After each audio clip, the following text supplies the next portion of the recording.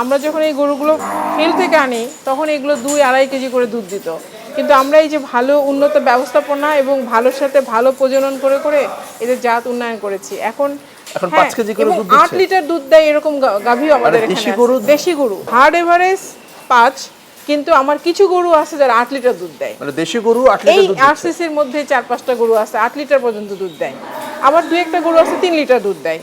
তোমার hard average 5। এই মুহূর্তে আমাদের এই যে এখানে আপনি দেখতে পাচ্ছেন প্রত্যেকটা গরুর পিছনে একটা করে বালতি দেওয়া আছে। এটা হচ্ছে যে এখানে একটা ঘাসের ট্রায়াল চলছে, যে ঘাসগুলো খাচ্ছে, এই ঘাসগুলো খাওয়ার পর এদের গোবরগুলো সংগ্রহ করা হচ্ছে। ও আচ্ছা, এগুলো সব তো গোবর। হ্যাঁ, গোবর সংগ্রহ করা হচ্ছে একটা নির্দিষ্ট সময় ইন্টারভেলে। গোবরগুলো এই গরুর গোবর এখানে কালেক্ট করা হবে, এবং বিশেষ করে এই ঘাসটা একটা বিশেষ ঘাস, ওই ঘাসটার মধ্যে আসলে কি আছে এবং গোবর পরীক্ষা করে আসলে গোবরের মধ্যে কি আছে, কতটুকু ওর শরীরে গেল, এটা একটা নিউট্রিশনাল ট্রায়াল চলছে। আমারই এক সহকর্মী এই মুহূর্তে এই গবেষণাটা পরিচালনা করছে।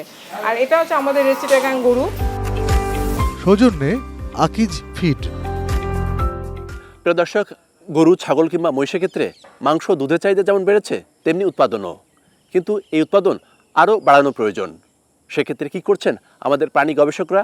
আমরা এসেছি সাভারে বাংলাদেশ প্রাণী সম্পদ গবেষণা ইনস্টিটিউটে, যেখানে একদিকে যেমন বিদেশি গরুর বিভিন্ন জাত নিয়ে মোটাতাজাকরণের কাজ চলছে, অন্যদিকে দেশীয় যেসব জাত রয়েছে, বিশেষ করে মীর কাদিম, পাবনা ক্যাটেল কিংবা চিটাগং ক্যাটেল, সেগুলো উন্নতকরণের কাজও চলছে। এখন পর্যন্ত বিজ্ঞানীরা দারুণ সফলতা পেয়েছেন। কি সেই সফলতা?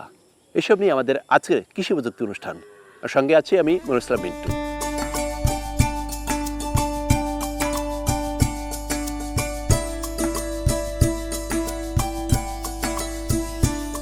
দর্শক, এখনকার সময় একেবারে খাঁটি দেশি যে জাত, সেই জাত খুঁজে পাওয়াটা সত্যি কঠিন, কিন্তু আমরা এই বাংলাদেশ প্রাণী সম্পদ গবেষণা ইনস্টিটিউটে এসে কিন্তু রেড ক্যাটেল যেটা বলে চিটাগং ক্যাটেল, সেই ক্যাটেল আমরা জাত পেয়েছি। এবং ডক্টর পারভিন মোস্তফা তিনি যেটা বলছেন যে দেশি যে গরু সেটি 2-2.5 কেজি বেশি সেটি ছিল না, কিন্তু তারা তাদের গবেষণা করে এখন পর্যন্ত প্রায় 5 কেজি এক একটা গরু গড়ে দুধ দিতে পারে, সেই গবেষণা পর্যন্ত নিয়ে আসতে পেরেছেন। এবং দেশি যে জাত, এই জাতের একেবারে বলা যায় যে খাঁটি জাত, সেই জাত কিন্তু তারা ধরে রাখতে পেরেছেন।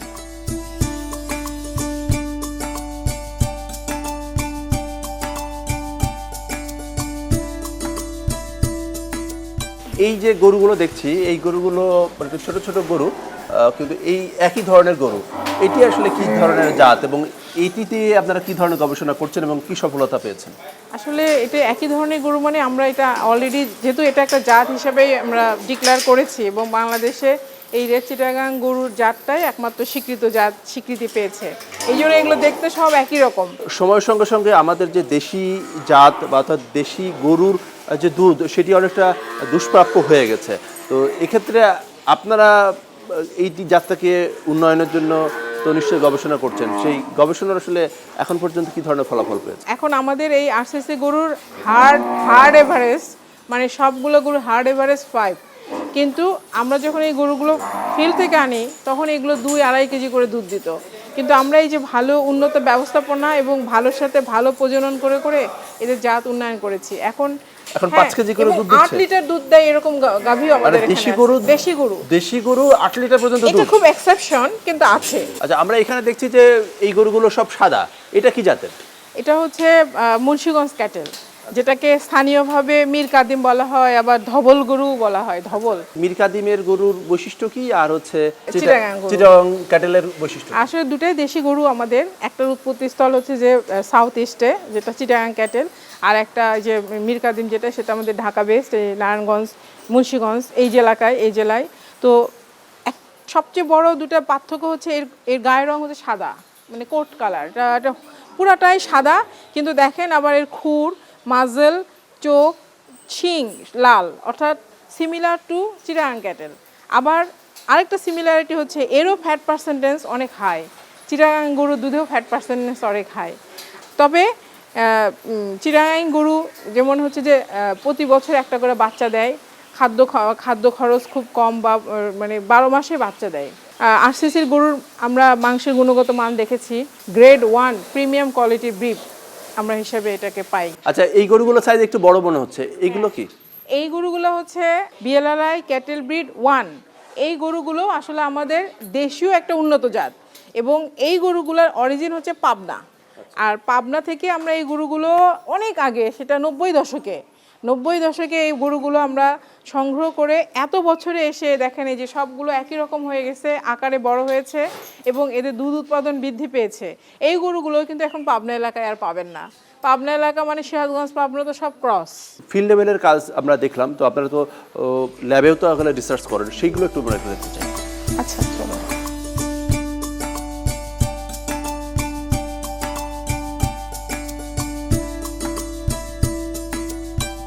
এটা আমাদের একটা জাত রিলেটেড একটা এআই ল্যাব। এটা এআই অ্যান্ড বায়োটেকনোলজি একটা ল্যাব। মানে এখানে মূলত আমরা যে ব্রিডিং বুলগুলো, সেটা আমাদের শুধু সারের না, সার মানে গরুর ক্ষেত্রে সার, মহিষের সার, তারপরে ছাগল, ভেড়া, ইভেন মুরগিরও মানে কক, সেগুলোর যেগুলো ভালো মেল, তার সিমেন্টগুলো আমরা এখানে প্রসেসিং করি, ইভালুয়েশন করি, প্রিজার্ভেশন করি। বড় বড় এগুলো ক্যান দেখছি, এগুলোতে কি? এগুলো হচ্ছে যে ক্রায়ো ক্যান, এটার নাম হচ্ছে ক্রায়ো ক্যান। এর মধ্যে লিকুইড নাইট্রোজেনে আমাদের সিমেন্টের স্ট্রগুলো আছে। আমরা 50 বছর, 1 বছর আমরা স্ট্রগুলো রাখতে পারবো। যেমন এই যেটা আমাদের বিএলআর, আমরা এটা অনেকে দেই। ও আচ্ছা, এর মধ্যেই আছে বীজটা? হ্যাঁ, বীজ, এর মধ্যে বীজ আছে। তো এটা আসলে আমাদের সিমেন্ট হচ্ছে প্রসেসিং এবং হচ্ছে ইভালুয়েশন এবং ফ্রোজেন স্ট্র তৈরি করা, লিকুইডও করি, ফ্রোজেনও করি। এই যে এখানে আমরা প্রথমে লিকুইড সিমেন্ট যেটা কালেক্ট করি, ওটা আমরা একটা স্লাইডে, মানে হচ্ছে যে গ্লাস স্লাইডে নিয়ে সেটা আমরা এখানে দিয়ে আমরা কম্পিউটারের মাধ্যমে দেখি যে তার আসলে স্পার্ম, তার কনসেন্ট্রেশন দেখি, তার মর্টালিটি দেখি, তার হচ্ছে যে কালার, কনসিস্টেন্সি, পিএইচ, সব কিছু এগুলো ইভালুয়েশন করে যেগুলো ভালো পাই সেগুলো আমরা প্রসেসিং করি স্টেপ বাই স্টেপ। সিমেন্টের মধ্যে তো স্পার্ম থাকে, বীজ, এগুলো হচ্ছে সেই বীজ। আচ্ছা, মানে কতগুলো ধাপে আসলে এই কাজগুলো হয়? এটা আসলে অনেকগুলো ধাপমেন্ট। এখানে আমাদের একটা প্রোটোকল আছে এবং আমাদের ওয়ার্ল্ড স্ট্যান্ডার্ড প্রোটোকল আছে, আবার আমরা আমাদের দেশীয় আসপেক্টে বা আমরা বিএলআরে আমরা আবার একটা মডিফাই করে নিছি প্রোটোকল। তো দেখা যায় যে সাধারণত আমরা যদি কোয়ালিটি সিমেন্ট পাই তাহলে আমরা 24 ঘন্টা, মানে একদিনের মধ্যেই আমরা ফ্রোজেনে চলে যেতে পারি। ধন্যবাদ আমাদের কৃষি প্রযুক্তি অনুষ্ঠানে আপনার মূল্যবান সময় দেওয়ার জন্য। জি, আপনাকে অনেক ধন্যবাদ। বিএলআর এরকম আরও অনেক গবেষণা আছে। আমিও চাই যে আপনারা যারা মিডিয়াতে আছেন ছোট ছোট কাজগুলোকে সবার সামনে তুলে ধরেন। ধন্যবাদ আপনাকে। প্রিয় দর্শক, বিএলআরআই প্রাণীর বিভিন্ন বিষয় নিয়ে গবেষণা করছে, বিশেষ করে জাত উন্নয়ন এবং সেই সঙ্গে খাদ্য ব্যবস্থাপনা, রোগ নিয়ন্ত্রণ। এবং আমরা আজকে জানলাম ডক্টর পারভীন মুস্তারির কাছ থেকে যে দেশি যে জাত, বিশেষ করে মীর কাদিম, সেই সঙ্গে চিরং ক্যাটেল, সেই জাতগুলো উন্নত করার যে কাজ, সেখানে তারা অনেকটাই সফল হয়েছে। আর এর পাশাপাশি বিদেশি বিভিন্ন জাত, সেগুলোকে দেশি জাতের সাথে সংমিশ্রণ করে মোটাতাজাকরণ করা হচ্ছে এবং মাংসের ক্ষেত্রে এটি এখন পর্যন্ত তাদের যে সাফল্য, সেটি খুবই ঈর্ষণীয়। সামনের দিনগুলোতে তারা তাদের যে গবেষণা কার্যক্রম সারা বাংলাদেশে ছড়িয়ে দেবে এবং বাংলাদেশে মাংসের চাহিদা, দুধের চাহিদা সেটি এবং সেই সঙ্গে প্রোটিনের চাহিদা পূরণ হবে, এই প্রত্যাশা রেখে শেষ করছি আমাদের আজকের কৃষি প্রযুক্তি অনুষ্ঠান। আগামী সপ্তাহে দেখা হবে ঠিক একই সময়। সবাই ভালো থাকুন, সুস্থ থাকুন, আর এটি নিউজের সঙ্গেই থাকুন।